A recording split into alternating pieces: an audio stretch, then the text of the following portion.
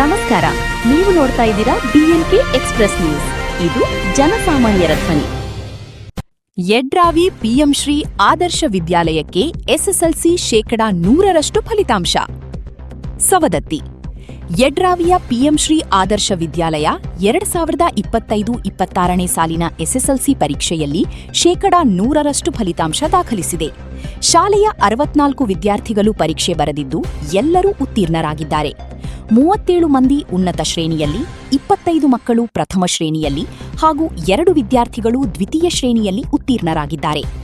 ಸ್ವಪ್ನ ತುರಮರಿ 625ಕ್ಕೆ 614 ಅಂಕ ಪಡೆದು ಶಾಲೆಗೆ ಪ್ರಥಮ ಸ್ಥಾನ, ಜುನೇದಾ ನದಾಫಾ 612 ಅಂಕ ಪಡೆದು ದ್ವಿತೀಯ ಹಾಗೂ ಮನೋಜಗೌಡ ಪಾಟೀಲ 610 ಅಂಕ ಪಡೆದು ತೃತೀಯ ಸ್ಥಾನ ಪಡೆದು ಶಾಲೆಗೆ ಕೀರ್ತಿ ತಂದಿದ್ದಾರೆ.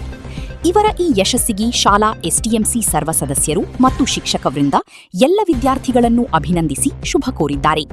ವಿದ್ಯಾಲಯಕ್ಕೆ 100% ಫಲಿತಾಂಶಕ್ಕೆ ತಹಶೀಲ್ದಾರ್ ಮಲ್ಲಿಕಾರ್ಜುನ ಹೆಗ್ಗನ್ನವರ, BEO AE ಖಾಜಿ, ಮುಖ್ಯ ಶಿಕ್ಷಕ RF ಮಾಗಿ ಹರ್ಷ ವ್ಯಕ್ತಪಡಿಸಿದ್ದಾರೆ.